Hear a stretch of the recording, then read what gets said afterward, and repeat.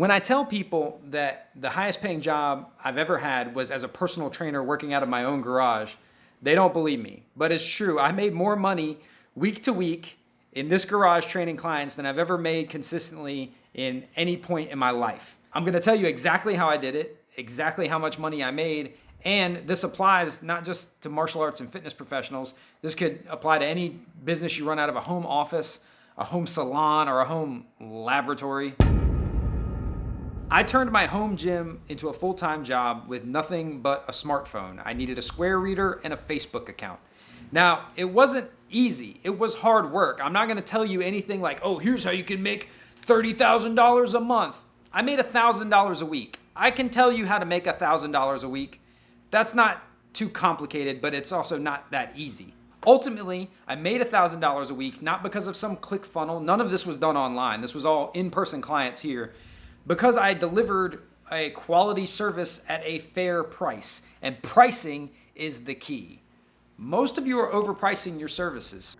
People don't like this, and I caught a lot of flack in this area, particularly for quote unquote devaluing the service, because I undercut everyone. I charged half of what everyone was charging. But actually, I could save you this whole video. You don't have to watch any of this video. I can sum up my advice in one sentence. If your schedule is not full, your prices are too high. And if your schedule is full, your prices are too low. You don't need to know anything else. That's it. So trainers are charging $60 an hour and having 4 appointments a week. I was charging $30 an hour and having 30 to 35 appointments a week. So not only am I making more money, I'm helping more people, which is the entire point. There's nothing wrong or immoral with trying to make money at something that you also are passionate about. That was confusing for me at first because this job was so fulfilling. I always felt weird when it was time to raise prices because I got a lot out of this job that wasn't money. But I don't do this for the money, but I need money to do it. Me getting this up to a full-time business and a full-time gig is what gave me the opportunity to open a studio and go from helping 10 people at a time to helping 20 people at a time, and from 20 people at a time to hundreds of people at a time to thousands of people at a time.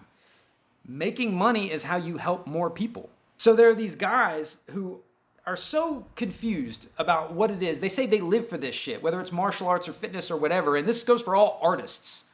This goes for all flaky people who are terrible at making money. You know, martial arts, fitness, artists, like that whole group. So people get stuck in this weird situation where they work a job they hate for a tiny amount of money just to pay their bills. And then when someone tries to pay them to do something they love, they tell them it's $60 an hour. That's madness. No one's going to pay you $60 an hour. Here's what they will pay you. And you don't need a gym. You don't need to work for somebody. You don't need any overhead. I do recommend you get certified and get your license and get insurance, which I did all that. But you charge them $12 an hour and you hold pads for them in the park. And right now you're thinking, I'm not holding pads for $12 an hour. Well, right now you're not holding pads for $0 an hour. But check this out. Now you're holding pads for a dude for $12 an hour and he's starting to get really good and he posts pictures and videos of stuff and checks in with you on Facebook and Instagram. And then he has a buddy come, and then that buddy starts seeing you, and then they refer some people, and then one of them tells you that his wife wants to learn self-defense or get in shape, and now you have another client, and eventually you've got 10 people that you're charging $12 to $15 an hour now, and you're working your ass off for very little money, and then they refer one more client, and you're like, fuck, I can't take another client on, and you're like, it'll be $20 an hour, and they're like, okay, no problem, because that's a steal. Because you've just undercut every other trainer in the area who's giving half of what he's making to the gym or more. I know trainers that make $10 an hour and the gym charges $60, which makes half sound pretty good. Your time is not worth as much as you think it is. You're not owed anything. You have to earn people's attention. You have to earn people's time. You have to earn people's dollars. You can't just say, well, I did this for X number of years. I took this test and I beat these people up on 14 different continents and I can lift 1,000,000 pounds. Nobody fucking cares. They care about what you can do for them and they don't know what that is if they've never seen you do it for anyone else. I once tried to hire a guy. I was looking for a Brazilian Jiu-Jitsu instructor. I wasn't able or really willing to attend classes at the time because of some injuries I had and some time constraints. So I hit up this guy I know. He works in a fast food restaurant. And I said, and he's a Brazilian Jiu-Jitsu instructor and a really good teacher. And I said, hey, I want to hire you. I want 2 privates a week. Give me a quote. I wanted him to come here. And he told me that he didn't really have reliable transportation. What the fuck, man? Like, if he'd have said $60 an hour, I would have paid it because I know what he's worth. And he could have, used some of that towards an Uber. It's just crazy to me that people won't run their passion like you would run a business in the most efficient way possible so that you can do it for a greater percentage of your time. People, their whole life is their job. And they do the things they love when they can find time. Why don't you make your job the thing you love, and then your whole life is the thing you love?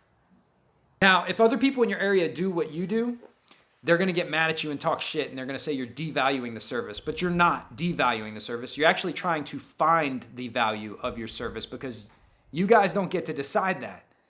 The people that you're serving do. The customers do. The market decides what the value of your service is. And one of the biggest things I did early on is I picked out a couple of people and did a lot of pro bono work for them, start to finish, complete personal training packages. And I had 3 criteria for it. 1, it was someone that needed my service. 2, it was someone that could not afford it. And 3, it was someone that knew a lot of people. My first pro bono client was a hairstylist. She got amazing progress. She worked with me 3 times a week for like a year. And at one point when I was doing this full time, 40% of my clientele was her referrals.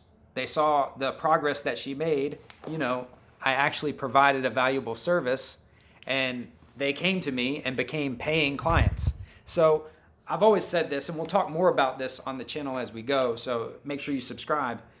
Being selfless is one of the most selfish things you can do.